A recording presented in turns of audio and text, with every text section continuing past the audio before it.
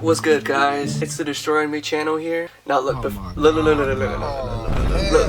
him cook! Before any of you guys say that I've been gone for a while, yes, I have been gone for a while. That is true. That is magnificently true. What I want you to know is that I've been gone because I've been like really busy dealing with school and all that stuff that is very time consuming. Homework, projects, more homework. Yeah, I think that's it. Other than that, I'm back on YouTube, baby. And I came back here with the dream face reveal. So now, today's video is gonna be about reviewing all movies from 2023. Since I knew that I posted on my community tab, I'm gonna make this video as like a reward of you guys waiting for more content. Alright, let's get into my phone and let's get started. So I'm gonna start with typing in the IMDb watch list and all the 2023 movies that have been released. Alright, the first one here is Rebel Moon Part 1, Child of Fire. Okay, starting off with this one. This one was...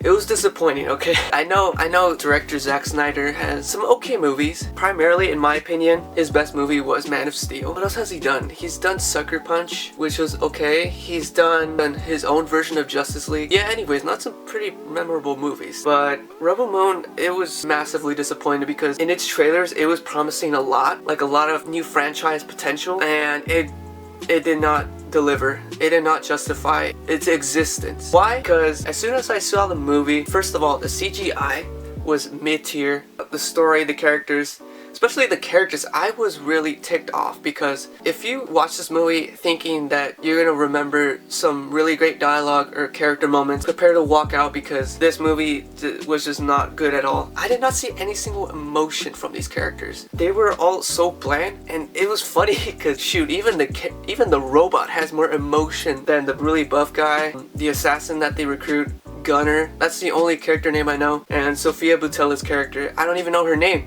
I forgot. That's how literally forgettable this movie is. Unfortunate because I was really hoping and I was expecting a lot of potential for this movie, but sadly it did not deliver at all. What really bothered me was, oh, you know, Zack Snyder was saying like, oh, you know, he's trying to make his own IP and everything, but what I see, he stole a lot from Star Wars, from Warhammer 40,000, even some fantasy elements. Like, bro, the creature that character was like trying to ride, pause, that looks almost exactly like Hippogriff from Harry Potter 3, but just like dark-skinned version. Like, I was so disappointed, like, because it all felt like a mesh of ideas poorly meshed together, and it did not make any sense at all. I'm gonna give it a low D tier.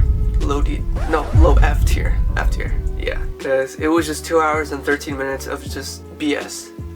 It was just not good. Rebel Moon, more like Rebel Mid. Let's get on to the next movie. It's a movie called Anyone But You. This one I actually did like. It is a movie that is something that I wouldn't usually watch. I have seen enough rom-com movies that I've seen their formula. This one is a little bit more of a comedy, and I would say romantic. The performances of Glenn Powell and Sydney Sweeney, they really carry the movie. Just them two, they're hilarious. And I did like all the different chemistry aspects between all the characters. It was a pretty solid watch, and I'm surprising myself by saying this, but it's actually pretty good, high tier. So yeah, let's move on to the next movie. Yes, finally, Wappenheimer. This one I actually liked. Most of the movie, or almost all of the movie, I was not bored. The setting and the practicality of all the scenes, it was really good. I did not feel any lag of like, oh, this movie is 3 hours long. I did not feel it. It was a little long, but I was, for the most part, really intrigued. The performance of actors and the characters and the writing and the ticking of the clock of the making of the bomb. For that alone, I'm probably gonna have to rank it a little higher on the list too, because it was pretty interesting for a biopic, you know, knowing Christopher Nolan and his usual shenanigans. Alright, oh, that's a lot of movies. Gran Turismo. It wasn't the best, but it wasn't the worst. It's just one of those movies that is just average meh you can possibly find, you know? It has a plot that doesn't really make any sense, with characters that I don't really particularly care about, which is pretty hard to do. Actually pretty easy to do in a movie. Yeah, I didn't even feel like this was a PlayStation related movie. It wasn't the best, but it wasn't the worst either. Let's move on. the Super Mario Bros. Movie. This one, I have seen a little bit of it, and I thought it was a pretty fun experience watching it. I did like the casting choice for Charlie Day. Not so much about Chris Pratt. He's okay, but he's not great. Jack Black as Bowser, he's just almost perfect. As well as with Anya Taylor-Joy as Princess Peach. Again, really good casting for those two. Yeah, it was pretty fun. I liked it. Maybe if they do a sequel, that would be really cool. Let's move on to the next movie.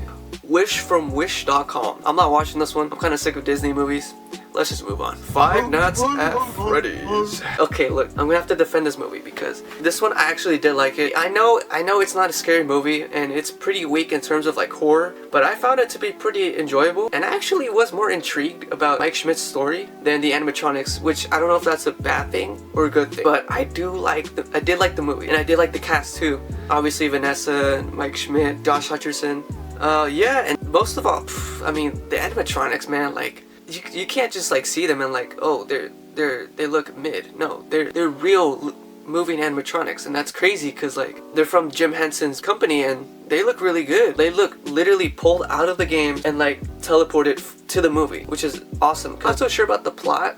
It is a little janky at times, but I really do love that they made the animatronics with all their heart. They really tried their best in this movie. But yeah, let's move on. Spooderman Across the Spooderverse. What can I say?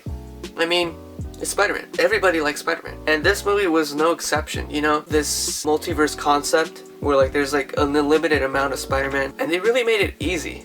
They really made it easy to understand, and that's not a very easy feature to accomplish. I would say is one of the strongest factors of the movie, because once you deal with multiverse shenanigans, it just gets crazy and it gets messy and it's just a whole mess. But yeah, you know what I'm gonna rate this as. It's almost no surprise. Let me see if there's any other movies that it did not list. Oh my gosh, there is 54 more. I don't know if y'all can see that. Nope. I don't think so. Okay, here we go. Mission Possible, Dead Reckoning Part 1. Mission Impossible was good, but that's the thing. It was good, but not great. See what I mean? Like, having seen the previous Mission Impossible movie, Fallout, that was like peak movie making. But with this one, I don't know, I was just really disappointed by mostly the script and the ideas of the movie. The idea of AI as the enemy doesn't really make a whole lot of sense, and it's really flawed, because how can you make a character that can see the future but cannot see that he's gonna lose in the future? Especially the character of Gabriel. I wasn't really convinced of him as a really menacing villain. I was legit going to sleep at some scenes because of how boring it was. I don't know, just disappointed me. Yeah, let's move on.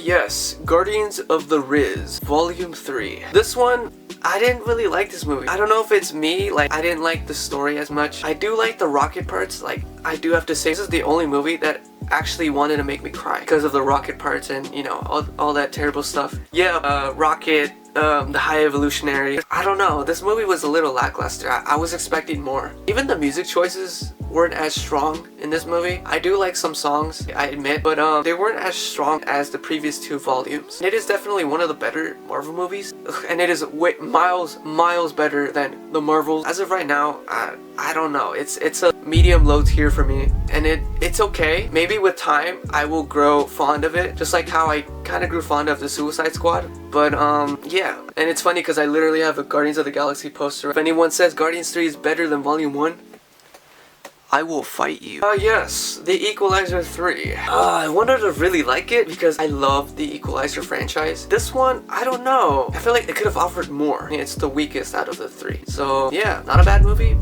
but it ain't great either. Anyways, if you guys liked the video, please make sure y'all like and subscribe. Comment down below what content do you guys want more, you know? Hope everyone had a blessed New Year's. May we all look forward for better movies for this year. And yeah, I'll see you on the flip side. Peace.